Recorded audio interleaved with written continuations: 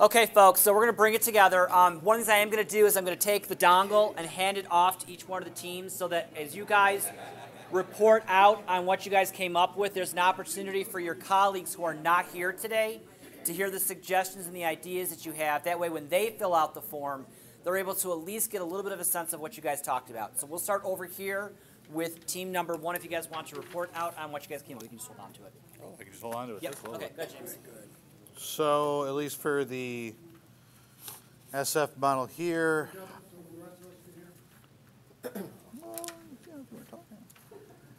so for this SF model here, the voice for program development, revision, enhancement is limited to step 3 when the materials are rolled out.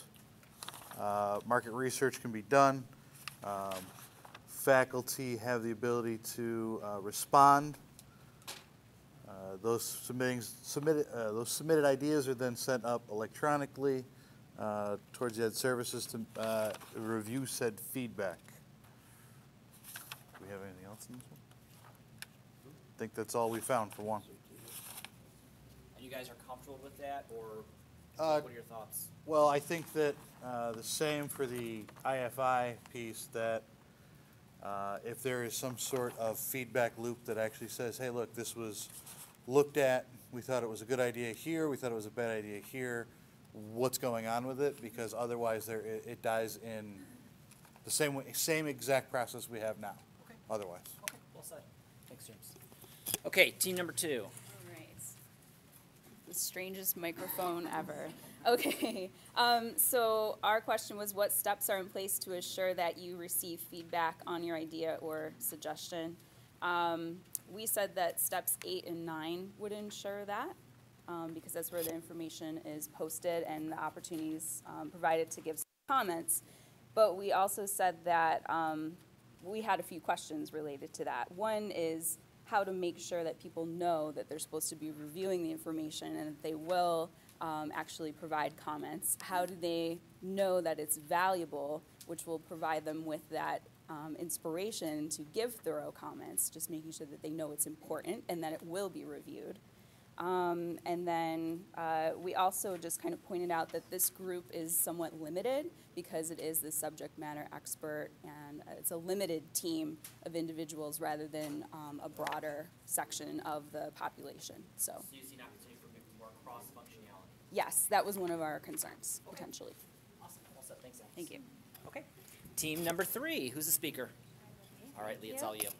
Hi, everyone. We had question number 3 about the strengths of the model. So we talked a lot about actually the feedback system, as well as the idea of being able to track what's happening with the ideas that you put out there, especially in steps 5 and 8, where they're posted for comments and things like that. So those can be strengths to figure out, if you give a suggestion, what's happening a couple weeks later, or has it been lost in the process? And Amy brought up a point about the time periods between steps in keeping the ideas alive so that we're not forgetting them and moving them forward. So that was a concern or question we had about it. Yep. So maybe an opportunity to provide regular feedback to the individuals that brought up the idea. Okay, awesome. Yeah. Thanks, Leah. Thank you. Okay. All you, Laura.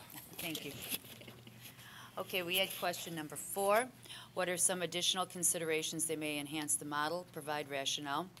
Well, one we thought about too was, depending on the change being addressed, it might be helpful to include some students in the process, because students are the ones who will be most impacted. They will also be more likely to recognize any problem areas. Also make it real program specific. And there's too few shortcuts. I mean, do we have to go through each and every step, or can we do something in between so it could go through the process quicker?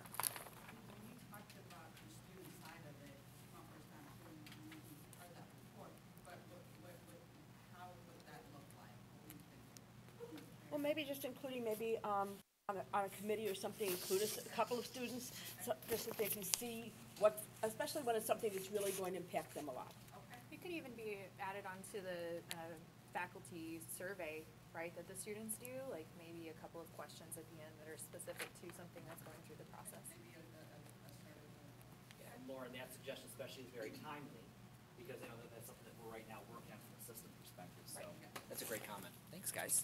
Awesome. Okay, so we are moving over to the other side of the house, literally and figuratively. Who's our speaker? You can do it. Okay, good. So to speak at the top. Yeah, just talk. All right. So our question was for the IFI model. How does the IFI model give you a voice in program development, revision, and/or enhancement? And I said that with this model, the faculty is ultimately the bedrock of change. That we're the agents of change. If we want something done, that we have to kind of initiate the process, and from that we can kind of see the flow or the flow chart of where it's going to go. So I said that it definitely does lend faculty a stronger voice and give more consideration to our concerns. Anything there that you guys think from what you looked at with that first question, where there's opportunities for enhancement or any strengths you guys see there? Yeah, I mean, the same thing that kind of James said over there about the first one, is that is, in what ways was our recommendations considered? That is, what was good about it, what was bad about it, and when we're going to get that feedback so we can maybe adapt or change our recommendations so it doesn't just die and kind of get pushed into the bin just from like at first blush. Well said, and I will tell you that when FDC saw this, that was one of our first comments back, and having been at the managers meeting, I know a lot of the deans brought up the same issue, so there's a lot of echoes here, guys, which are great points. Okay. One thing too, I think on here, and hopefully maybe besides simple faculty member, I would like to see other like subject matter faculty together. You know, these are our concerns. You know, that we could bring. You know, which I've seen in the MRC, the old one. You know, the new one going in. Now, the subject matter. I think it's important that we give a voice together. Mm-hmm. Thanks, Brandon. All right, who's our speaker? Oh, doesn't surprise me at all. Hey. You have nothing nice to say. All right, so we had question 2, what steps are in place to ensure that you receive feedback on your idea and suggestion? We said that anything in line 6, 1, 2, 3, and 4 all link to 7. And 7 is where your feedback is supposed to get back to your faculty member who submitted. So all those things, depending on how your information was received, whether they act on it right away, whether they ask for more information, whether they implement changes and speak with you about those changes, that whole line kind of talks about how we're going to get feedback back. One of the things that we did say that we liked about it is that there's finally some documentation that you can track. There's a form that's submitted, it's logged, it can be tracked and responded to as it moves through the system level, which we haven't had prior to now. And it can include need for more information, like we've mentioned, sending it on, or not using it, or more information can be tracked or streamlined a little bit faster if it's something that's really imperative that has to get handled right away. So we like that aspect of it as well. Any concerns or other issues you guys want to bring up that may have been outside the domain of your question? Are you guys good? I think, are we good? Yeah. I think we're good. Are you sure? I think we're good. Look at there's Well, something well, you know, we did talk about maybe like an electronic tracking where you could submit it and you can watch your document move through where it would be updated. But I know that that's probably a pretty sophisticated system, but that would be something that We could put that up. we could, Especially as we're fundamentally doing it, so if we do it the right way from the beginning, right? It may be a lot of resources invested, but if we do it the right way. because that way we don't have to say, oh, let me run and find out where my suggestion is. We could just log on to a system and maybe in Blackboard it'll pop up. Or maybe you can even add things. Chris will probably have that in place by about 4 o'clock. Well, I mean, technically speaking, you guys have been in 365 and played with it. There actually is an app for that. There's actually a 365 called Flow that allows you to Okay. actually track some of the stuff. So that's something we can run up as a recommendation, both from FDC and ILC to systems. So that's a great. See, you had a great point. There you can see go. it percolating right there. All right, here you go, guys. Thank you. So we had question 3 of the IFI, which is what are the strengths of this model and provide rationale. We thought some of the strengths are it clearly states how the submissions happen and the steps. It allows faculty members to understand the system and navigate the process. It's important that, you know, we're involved from the inception point, step 1, on through to step 2, where we have options for clarification when we talk with the dean and the PDs, as well as step 7, which allows us to have feedback after the meeting and committee reps.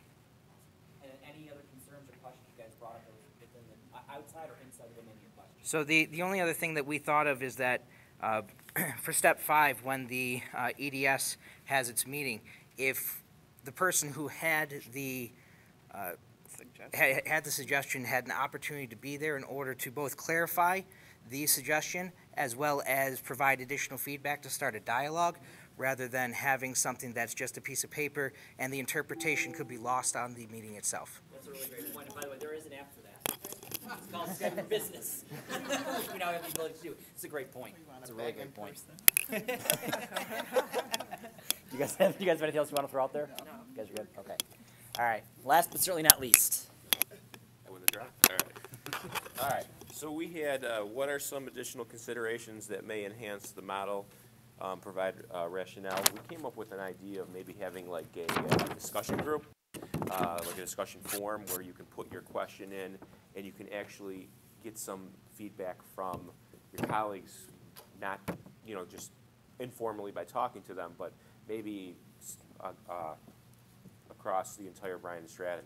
So if there's a situation that you hear of or that you have, maybe somebody already has the answers to it or an idea before clogging up the system, moving it all the way up. What else do we have? A newsletter for faculty only. In what sense, Barbara? Well, like, where's the stapler? How do we, you know, take a student concern and as a faculty try to answer it, you know? You know what? Barbara's original point, I think Heidi and I actually had this conversation about a year and a half ago. There was See, I actually listened. She mentioned to me, when the PTA program launched, she saw the commercials, and it talked about the state-of-the-art PTA lab, and she sent me a text, she's like, when did we get a state-of-the-art PTA lab? Why haven't I heard about this? And it's been percolating in some of our academic operations calls. It's come up a couple times during the once-a-month operations meetings that we have with the campuses. And one idea that's out there right now is, to your point, having some sort of a regional communication that goes out once a month about new programs, new associates that have been hired, things that are cool that are happening on the campuses, especially now because there's so much that's changing between the campus infrastructures. We've got a lot of new admissions representatives that are coming on among all three campuses, so a real opportunity to make sure that you guys are all in the know. There have been instances where I've walked by people at 3 campuses and I've never seen that face before, but they clearly work there because they're clearly not a student, and they're not wearing a jacket. It would be nice to know who they are. So that's something from a regional standpoint. And there used to be a time system level-wise where we did send out faculty newsletters about accomplishments and stuff. That's something that, from an FTC standpoint, I can take back and talk about. Was that the thought at the system level? System or regional? Or regional level. Faculty, I'm not sure how you would work it, but like a Western or place, and then every region can have their own. Yeah. And they may have that at the other region, we're not, I couldn't confirm that, but that's something that we could do. But I know at services under Eileen, she did that. It was more faculty focused, and it just, I don't know what happened to that, but that's something that we could take back. The other thing I think important to point out that this was brought was that terminology. There's a lot of terminology here, and particularly, if you're not familiar with at services or right, all of those. So maybe something to consider for the group is to put, key terms so that everyone understands what we mean. We have a lot of jargon, as you know, in our college that are more specific to us, and so putting that maybe as a way, and particularly for some of our adjunct, they wouldn't know what all those would mean.